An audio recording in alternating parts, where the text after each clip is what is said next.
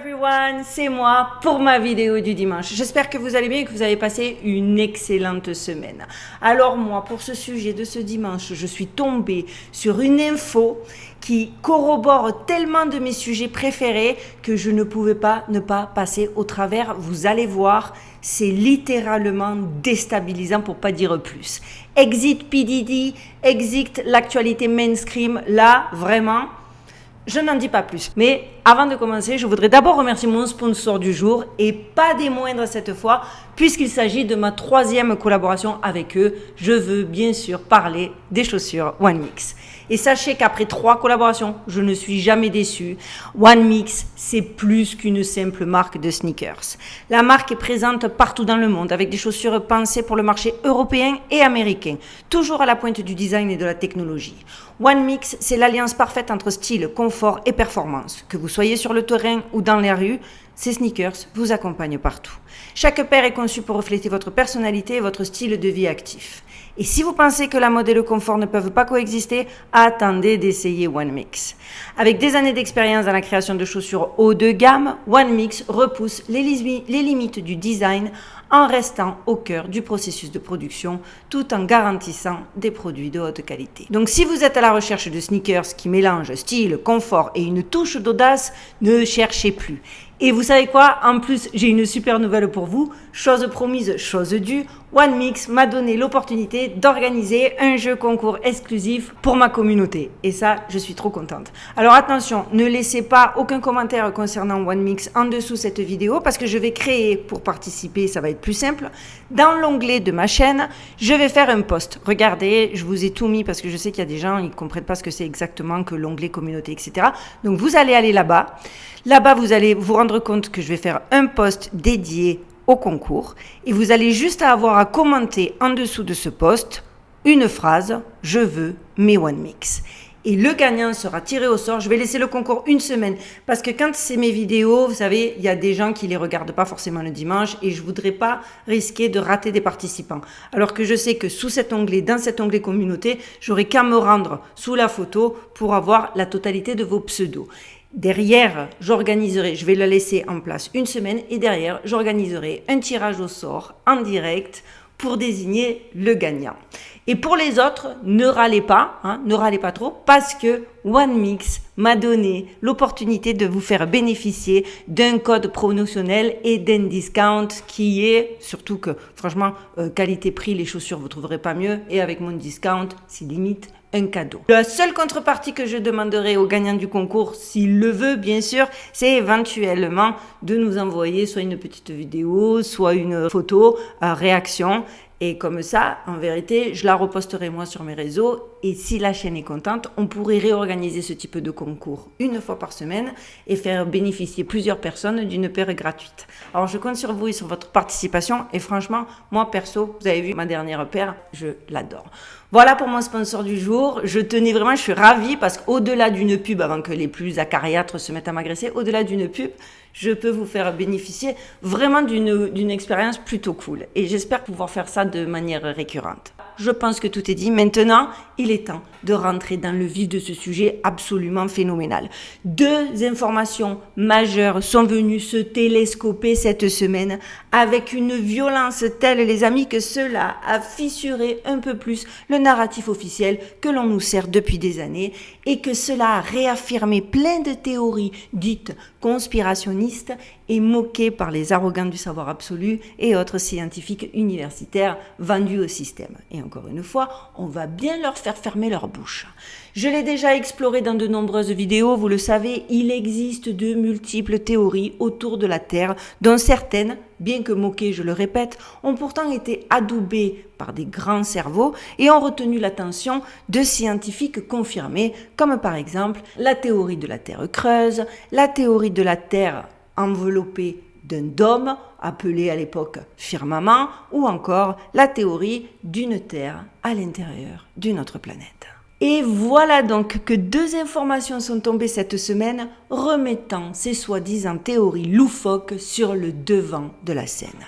entre la NASA, qui annonce avoir découvert un champ électrique invisible autour de la Terre, et des pirates informatiques qui ont piraté le serveur du Vatican et qui affirment avoir découvert un ancien manuscrit détaillant la structure des mondes, autant vous dire, vous êtes d'accord, que je ne pouvais pas ne pas traiter ces deux sujets.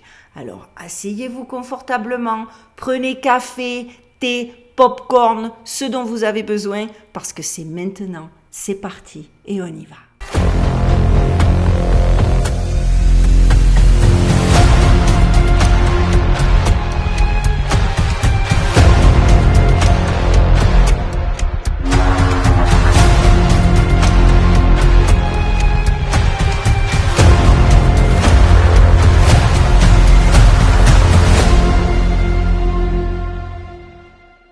C'est une découverte, les amis, qui pourrait livrer les clés de l'évolution de notre planète. En effet, on apprenait il y a peu que pour la première fois, une équipe de l'agence spatiale américaine, la NASA, oui, je sais, c'est pas comme si on pouvait se fier à eux les yeux bandés, mais l'info, quoi qu'il, a été validée par eux et ça, je peux pas le changer. Et donc la NASA a annoncé qu'elle avait pu mesurer le champ ambipolaire de la Terre. Mais qu'est-ce qu'un champ ambipolaire, me demandez-vous? Je vous entends d'ici. Moi-même, quand j'ai vu l'info, je me suis dit, qu'est-ce que c'est encore que ça? Je vous explique. De base, le champ ambipolaire, eh bien, c'est une théorie du complot. Comme ça, vous le savez, c'est clair. Ce champ serait en fait une force, mais écoutez bien, j'ai trouvé ça hallucinant, une force invisible qui pourrait être à l'origine, entre autres, de ces vents mystérieux. Parce que oui, pour ceux qui ne le sauraient pas, il existe encore de nombreux phénomènes atmosphériques qui sont qualifiés de mystérieux en raison du manque d'explications scientifiques claires et complètes. Certaines observations de vent semblent inexplicables, eh oui, moi je ne le savais pas, je l'ai découvert, en particulier lorsqu'elles se produisent dans des conditions qui ne correspondent pas au modèle météorologique connu. Par exemple, des variations de vitesse et de direction du vent peuvent survenir de manière inattendue et erratique. Alors ça m'a fait rire parce que je me suis dit, tiens, cette info, en pleine période d'ouragans américains qui sont en train de dévaster le pays et qui sont même pas d'après moi, d'après certains spécialistes, des ouragans assez inexplicables, j'ai trouvé que cette info était une info qui tombait drôlement à pic. Et donc, ces problèmes ces mystérieux vents amènent les scientifiques à enquêter sur des facteurs sous-jacents. Et jusqu'alors, les seules réponses scientifiques à cette question de phénomènes atmosphériques mystérieux ont été qu'ils pourraient être les manifestations d'une force invisible plus vaste. Et c'est donc là, à ce stade-là, qu'intervient cette toute nouvelle découverte cruciale, le champ ambipolaire. Ce champ ambipolaire serait tel un immense bouclier invisible et maintiendrait l'atmosphère et influencerait sa formation. Alors écoutez, si ça, c'est pas une info de fou malade, en fait, il faut savoir que ce champ électrique, parce que c'est de ça dont il s'agit, a été théorisé à la fin des années 1960, mais jamais personne n'avait été en mesure de l'observer. L'expérience inédite qui a permis d'aboutir à la découverte du champ ambipolaire de la Terre est détaillée dans une étude dirigée par Glyn Collison, astronome au Goddard Space Flight Center de la NASA, et a requis la construction d'un instrument spécifique lancé en mai 2022. Alors, il faut savoir qu'en effet, en 1968, des sondes spatiales avaient remarqué des particules s'échappant de l'atmosphère près des pôles terrestres. Pôle Nord, pôle Sud, encore là, toujours là. Mais sans que jamais personne ne comprenne vraiment pourquoi. Cette sorte de vent, donc, agit comme une sorte d'échappatoire de l'atmosphère et ça leur semblait drôlement intriguant. Jusqu'à récemment, la technologie pour mesurer ce champ n'existait tout simplement pas. C'est à partir de 2016 que des chercheurs ont commencé à développer une fusée capable de mesurer ce qu'ils pensaient être de minuscules différences de tension sur des centaines de kilomètres. La fusée Endurance a réalisé un vol suborbital d'une quinzaine de minutes qui a permis d'atteindre une altitude de près de 750 km. Mais avant de retomber sur Terre, de précises données ont pu être collectées, dont le potentiel électrique de l'atmosphère. Ils ont envoyé la fusée Endurance au-dessus du pôle Nord. C'était une mission risquée car la fusée devait atteindre l'endroit exact où les lignes du champ magnétique terrestre étaient... Alors, il faut vraiment que vous écoutiez parce que je sais que de base, les explications vont peut-être paraître indigestes parce que clairement, je ne suis pas une spécialiste météorologiste, je ne suis pas une spécialiste tout court du climat et qu'il y a des choses qui restent même avec des explications un petit peu abstraites, mais écoutez bien parce que ce sont des infos, ce que je vous dis, issues du fameux rapport officiel de la NASA. Et donc, dans ce fameux rapport, ils ont dit que c'était le pôle Nord, une mission risquée parce que la fusée devait atteindre, je le répète, l'endroit exact où les lignes du champ magnétique terrestre étaient, écoutez, ouvertes et permettaient au champ invisible d'être observé. Mais je ne sais pas si vous vous rendez compte des mots employés. Ils parlent bel et bien d'un champ magnétique terrestre où il y a des entrées et des sorties, puisqu'ils ont dû aller vers les pôles parce que c'était ouvert. Et qui permettait, je le répète, je suis désolée, et qui permettait au champ invisible d'être observé. En gros, Endurance a donc bel et bien rempli sa mission. Elle a mesuré, conclusion du rapport, le bouclier invisible. Parce que c'est comme ça qu'ils l'ont appelé. Un bouclier invisible avec de légères ouvertures au niveau des pôles. Mais je ne sais pas si vous vous rendez compte. La force mesurée par les scientifiques était négligeable. Alors là, on va rentrer dans des trucs un petit peu spécifiques. Seulement 0,55 volts.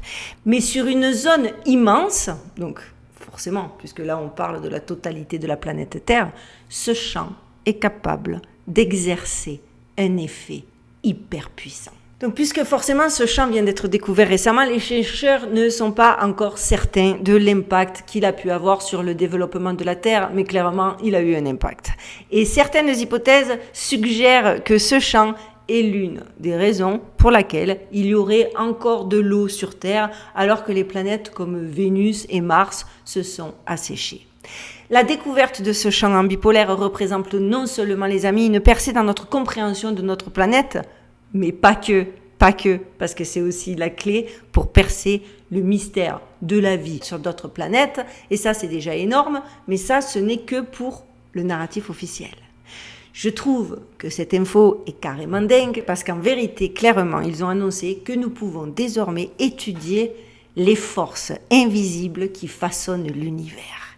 Et ça, je trouve que c'est absolument incroyable. Parce que qu'est-ce que ça nous dit de plus que eux ne nous disent pas, hein? Eh bien, déjà que Tesla avait raison, tout simplement. Lorsque Nikola Tesla parlait des énergies invisibles qui imprègnent notre monde, beaucoup le considéraient comme un doux illuminé, hormis les dits complotistes qui, eux, ont immédiatement identifié un visionnaire. Aujourd'hui, la science lui rend justice. Le champ électrique entourant la Terre a enfin été détecté et mesuré. Et cette découverte ouvre la porte à une nouvelle ère dans la compréhension de notre planète. Parce que, entre nous soit dit, ils ont beau appeler ça officiellement le champ ambipolaire, ils ont beau nous expliquer à base de petits voltages, petite électricité, petits atomes, etc. Moi, j'entends, je vois, je comprends. D'hommes et firmament. Moi, ce que je retiens de cette info, c'est qu'on a une espèce de bouclier invisible, c'est comme ça qu'ils l'ont dit, qui entoure, à base d'électricité, qui entoure la planète Terre. Si ça, c'est pas un dôme, trouvez-moi ce que c'est. Et du coup, tout prend du sens, parce qu'on est d'accord. Ceci est l'explication, par exemple, de cette fameuse ceinture de Van Allen. Donc, il y a une flow artistique, mais on sait qu'elle est compliquée à dépasser. Et au-delà de Van Allen, ça remet plein de choses en cause. Par exemple, le fameux alunissage qui a eu lieu il y aurait 55 ans et dont de plus en plus de gens doutent, parce qu'enfin, c'est quand même dingue que les seuls 12 astronautes à avoir marché sur la Lune soient uniquement américains. Non, ça vous interpelle pas.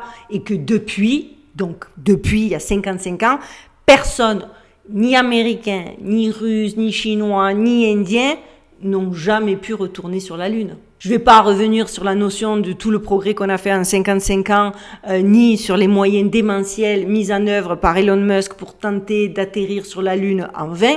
Moi, je ne comprends même pas qu'à minima, il n'y ait pas des gens qui se posent la question de ce fameux alunissage. Encore une fois, que des Américains, aucune autre grande nation n'y est arrivée. Et depuis, on n'a jamais réussi à le reproduire. Et aujourd'hui, on découvre qu'il y aurait un bouclier invisible électrique.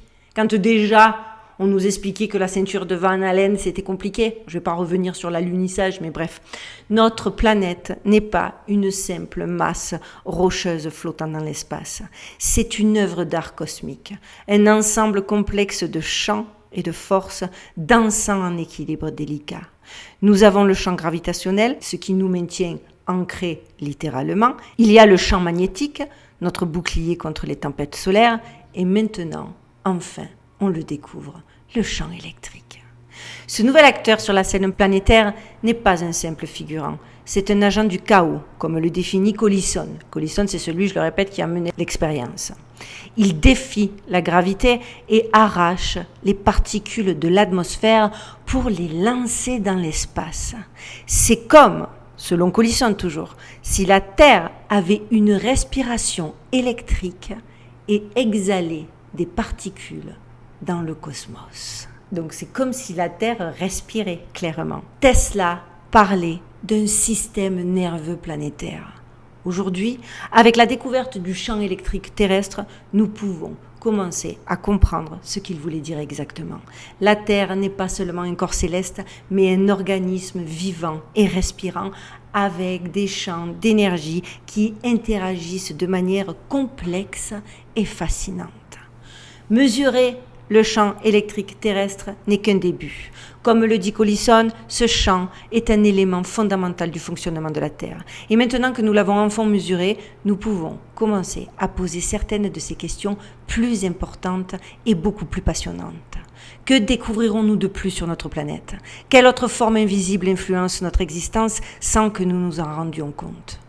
Le champ électrique terrestre nous rappelle que même après des millénaires d'observations et d'études, la Terre a encore des secrets à révéler.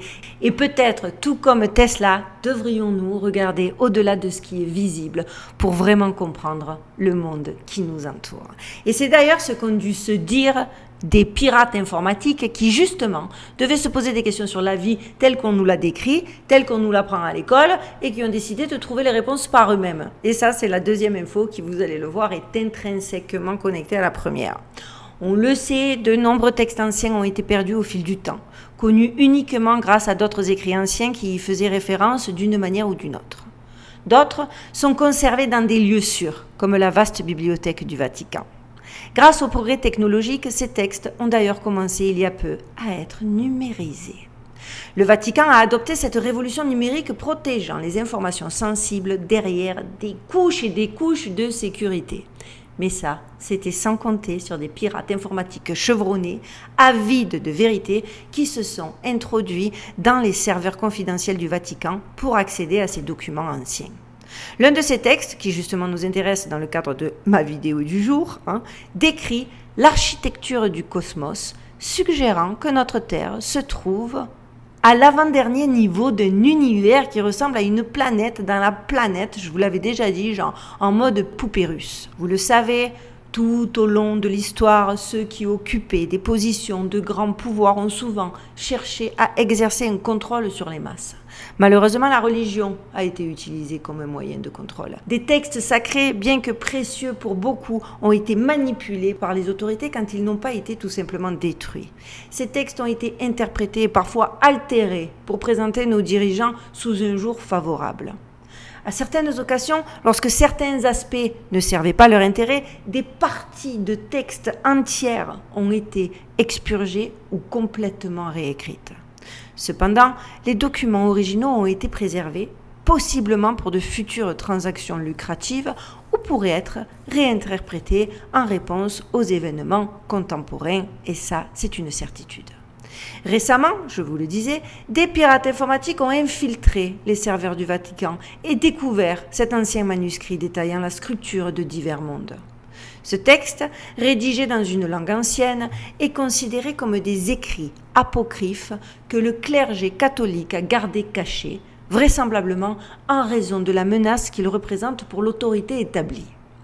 Le danger qu'il représente est difficile à évaluer, Ça, par contre, je veux que ce soit clair.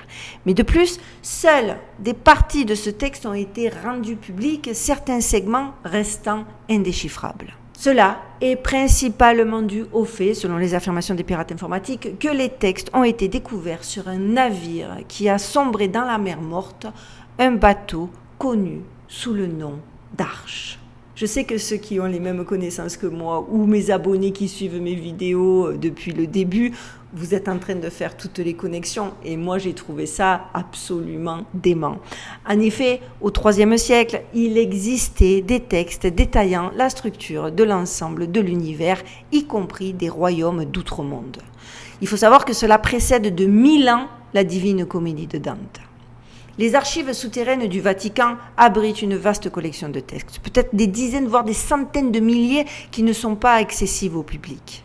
En plus de ces textes, il existerait des artefacts capables de bouleverser notre compréhension de la Terre et de l'histoire humaine, comme par exemple la machine Ernotti. Je vous mets le lien de la vidéo, c'est le chronoviseur pour ceux qui ne sauraient pas, et c'est la fameuse machine à voyager dans le temps. Le sujet est fascinant, ma vidéo, je me suis régalée à la faire, donc lien dans la barre de description de celle-là.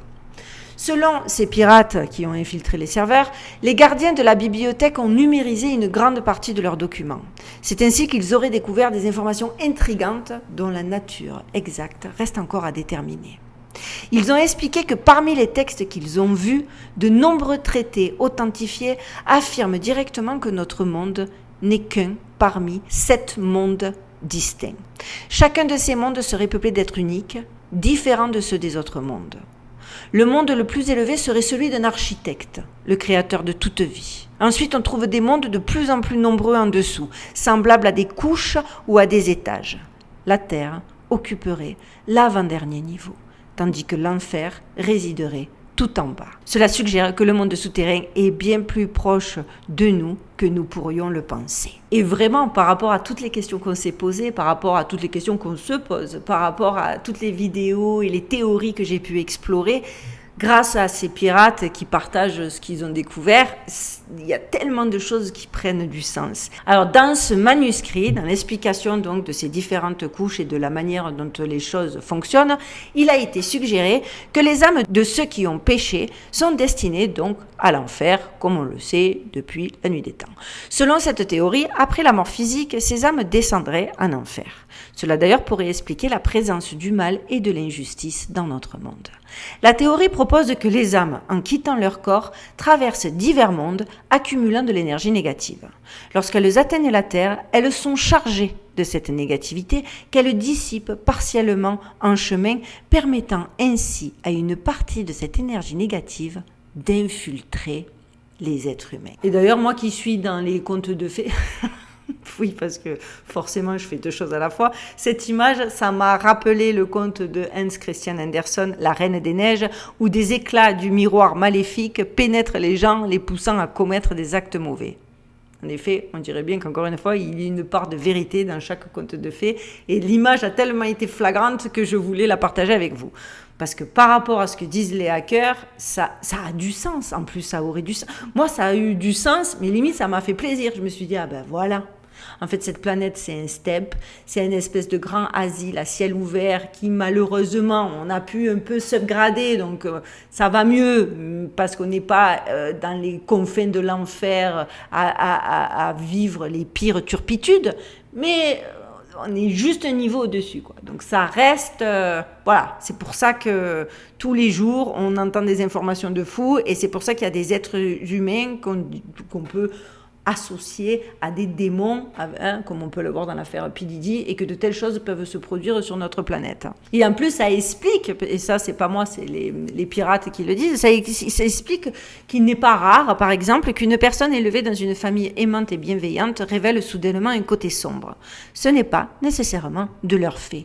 Peut-être des fragments du miroir maléfique les ont-ils touchés ou bien ont-ils été influencés par l'énergie négative des âmes pécheresses qui les entourent? Avouez que c'est fascinant. Forcément, cela soulève plusieurs questions pertinentes. Pourquoi nous? Pourquoi le monde des humains se situe-t-il juste un cran au-dessus du dernier? Pouvons-nous accéder à des royaumes supérieurs? Comment pouvons-nous accéder à ces royaumes supérieurs? Les pirates n'ont pas trouvé de réponse claire. Cependant, il existe une idée selon laquelle si une personne reste virtueuse jusqu'à la mort et évite le péché, elle ne descendra certainement pas en enfer. Alors, quelle est la suite? Peut-être qu'elle sera réincarnée en tant qu'être issu d'un monde supérieur, ou bien qu'une seconde chance lui sera accordée sur Terre. Et en fait, ça rejoint tellement de livres religieux, tellement de croyances à travers le monde, ça prend tellement de sens que je voulais le partager avec vous. Et la deuxième question, et pas la moindre, pourquoi le Vatican cacherait-il de telles informations? Parce que, après tout, s'il existait plusieurs mondes, qu'est-ce que ça peut bien faire? Si on l'avait su à l'origine de l'origine. Les pirates qui ont infiltré les serveurs du Vatican expliquent qu'il leur reste un long travail à accomplir, qu'ils sont en train de traduire les textes dérobés et que c'est un processus qui nécessite beaucoup de temps et d'efforts. Ils cherchent des moyens de partager ces informations avec le public d'une manière plus compréhensible. Ils ne peuvent pas les diffuser par des voies traditionnelles, bien sûr, car peu de gens les croiraient. Ils explorent donc d'autres options.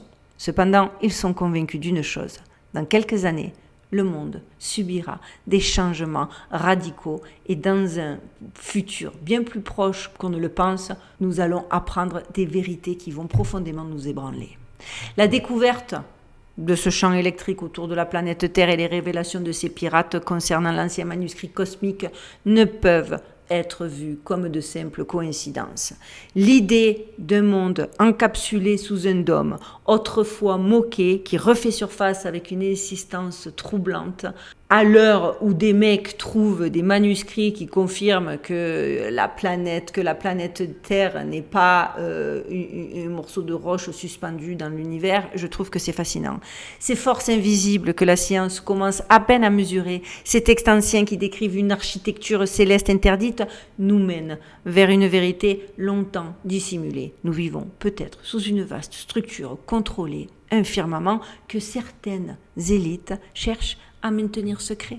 Les autorités, qu'elles soient scientifiques ou religieuses, ont tout intérêt à préserver le narratif officiel, on le sait et je vous le dis à chaque fois. Si la véritable nature de notre monde venait à être dévoilée, une terre donc sous un dôme, protégée, voire emprisonnée, on verra ça au fur et à mesure de nos recherches, cela provoquerait clairement un bouleversement total dans la compréhension de notre existence et dans le pouvoir que les institutions exercent sur nous. Les découvertes récentes ne font que confirmer ce que beaucoup avaient déjà soupçonné. Nous sommes surveillés, contenus, et tout ce que nous pensions savoir sur l'univers pourrait n'être qu'une façade. Ce champ invisible n'est-il pas finalement la preuve que notre réalité est bien plus complexe, peut-être même bien plus manipulée que ce qu'on croit par des forces que nous ne comprenons pas encore entièrement? Tout comme le manuscrit trouvé dans les archives du Vatican, ces révélations sur le champ ambipolaire sont un rappel brutal que l'histoire telle qu'on nous la raconte pourrait bien être un leurre, une construction soigneusement élaborée pour maintenir l'illusion. Tesla, je le répète, avait vu juste, la vérité se trouve dans ces forces invisibles. Et ce dôme, cette barrière invisible, est peut-être là pour nous empêcher de voir la réalité ultime. Mais petit peu par petit peu, on y va, on y arrive et ça va être legendary. Voilà les amis, j'espère que ce sujet vous aura plu parce que moi il m'a fasciné. J'espère que j'ai été claire parce que des fois quand je m'emballe, je me rends compte, surtout quand j'édite, que je suis pas aussi claire que ce que je croyais. En attendant, j'ai trop hâte de lire vos réactions. J'ai trop hâte de voir vous, parce que moi ça a eu une incidence. J'ai été l'émotion, parce que moi cette info pour une fois m'a produit une émotion tellement positive. C'est la confirmation mais même de choses inconscientes, parce que je ne suis pas convaincue. Moi, je présente avec vous, je vous l'ai déjà dit, des théories. Certaines j'adhère moins, certaines j'adhère pas du tout. Certaines me fascinent, d'autres me font peur. Mais voilà. Mais ça, ce bouclier invisible, de la bouche d'un mec de la NASA. Il a parlé d'un bouclier invisible qui enveloppe la Terre. Et ça, quand tu vois qu'il y a plein de gens qui sont venus se moquer quand j'ai fait les vidéos sur le firmament, qui prouvent, parce que c'est juste la représentation de la société et du monde, donc ils prouvent qu'il y a tout un tas de gens qui étaient, avant même de l'avoir exploré, récalcitrantes à cette idée, et que là, on nous balance ça au calme, sans que ce soit d'ailleurs repris par aucun mainstream, ça m'a mise en joie. J'espère que ça vous a mis en joie, vous aussi. Voilà, c'est fini pour moi. En attendant qu'on se retrouve jeudi pour notre dossier Il était une fois du Mystère dit, n'oubliez pas, on like, on commente, on partage. Pour les petits bouts nouveaux, abonnez-vous. Vous le savez, l'intérêt, c'est de créer une grosse communauté parce que plus on est nombreux, plus on est fort. N'oubliez pas de guetter l'onglet communauté. Je pense que je vais le faire lundi pour votre participation au concours One Mix. Voilà les amis, en attendant de vous retrouver jeudi, je vous souhaite de passer une bonne fin de dimanche. Prenez soin de vous, prenez soin de vos proches, gardez l'œil ouvert et surtout, stay safe.